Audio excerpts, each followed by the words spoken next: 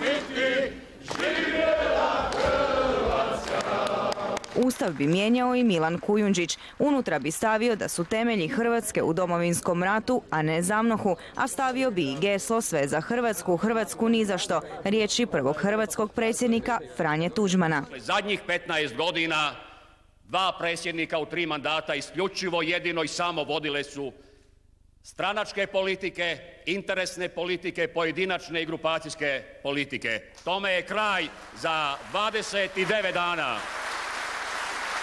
Jedan od prvih poteza bit će mu osnivanje Ministarstva za Hrvate izvan domovine, a najavljuje i novi izborni sustav, novu javnu upravu i regionalni ustroj. Gost RTL-a danas je predsjednički kandidat Milan Kujundžić. Dobro vam večer i dobrodošli. Gospodine Kujundžić, dosta samouvjereno nastupate. Ipak RTL ankete vam daju između 9 i 10%. Kako mislite preskočiti Kolindu Grabar-Kitarović i dobaciti se u taj drugi krug? Relativno lako.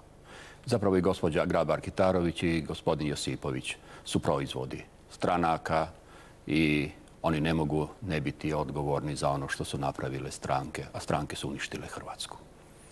U drugom krugu vidite sebe i predsjednika Josipovića. Zašto ne vidite i vašu dojučerašnju stranačku kolegicu Kolindu Grabar-Kitarović? Je li ona nema šanse u tom drugom krugu ili imate svojevrsni dogovor, kako se to već nagađa po medijima?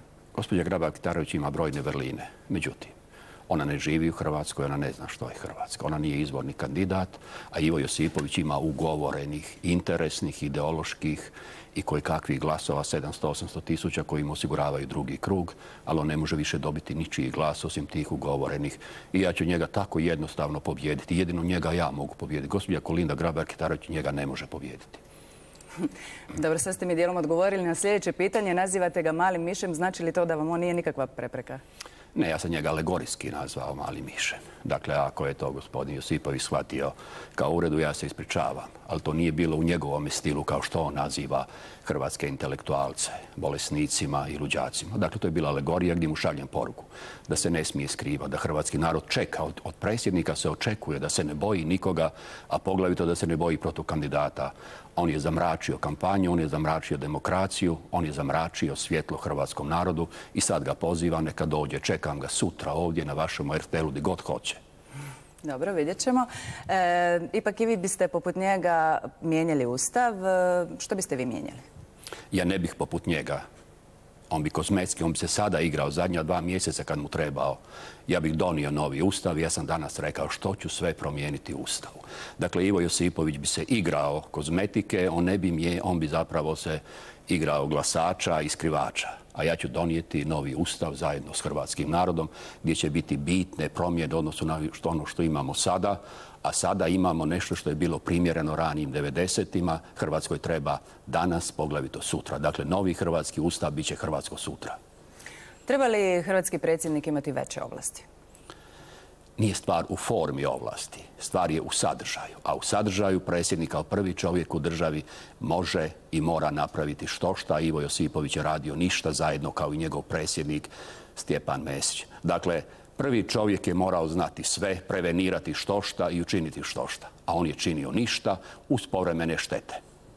Ako postanete predsjednik Republike, kako ćete konkretno natjerati premijera Milanovića da dolazi na posao u 6 ujutro kao što ste rekli? Lako. Zoran Milanović je čovjek kao i svaki drugi Hrvat koji ima ugovor o radu, a ugovor o radu piše radno vrijeme. Dakle, dolazit će Zoran Milanović i svaki drugi premijer i razgovarati se o svome narodu. Ne može narod biti gladan bez posla, djeca bez nade, a premijer ležati doma. To ne postoji nigdje u svijetu. Dakle, lako i Milanovića i bilo kojega. Ženske udruge navode da je čak 70% liječnika ginekologa u prizivu savjesti kad su u pitanju abortusi. Vi ste liječnik. Kako biste vi riješili taj problem? Ja mislim da priziv savjesti treba poštovati. S jedne strane, a s druge strane abortus zabranom se ne smije ukidati. Dakle, postoje brojni načini kako se može osigurati da majke ne pomišljaju na prekid trudnoće i vjerujem da jednoj zemlji koja je sređena, gdje je osigurano djetetu kad je začeto, da će imati sigurno do završetka školovanja sve materijalne uvjete od vrtića, nadoknada obiteljskih, dječjih, do plaćenih školarina i neće biti abortusa ili će biti sveden na minimum. Treba li ukinuti ured bivšeg predsjednika i biste li vi, poput Kolinde Grabar-Kitarović, selili iz Pantovčaka? Ured, čak da je bio dobar predsjednik u siromašnoj zemlji kao što je Hrvatska, trebalo bi ukinuti. A poglavito čovjeka kao što je Stjepan Mesić, koji je učinio brojna zla hrvatskom narodu, treba ukinuti žurno i ukinuti ga isti dan, odnosno učinit ću sve da se ukine isti dan. A što se tiče selidbe sa Pantovčaka, mislim da ne treba ishitreno davati izjave. Kad se steknu uvjeti, a u zrelim zemljama se stječu uvjeti ne izjavama, nego postoje uvjeti kada se rade projekti, stvaraju se uvjeti, onda se sele uredi ili se spajaju uredi kako bi se pojeftinilo, a ono što ću sigurno napraviti, Pantovčak ni blizu neće koštati kao što sada košta. Koliko namjeravate potrošiti u kampanji i kako ćete se financirati? Mislim da nije važan iznos. Važno je ono što ćemo mi napraviti, a mi ćemo napraviti ono što će oni napraviti za 50 milijuna koje će se vidjeti i neće vidjeti. Mi ćemo to napraviti za skromne novce. Ja i sada sam vozim auto i sam vadim svoj novčanik i plaćam prijateljima piće, a njima je sve naručeno, a poglavito što radi Ivo Josipović. To je gomila potrošenoga novca. Dakle, novac nije važan. Važno je srce, važna je vizija, važna je odlučnost, važan je rad, a novci su tercijarni.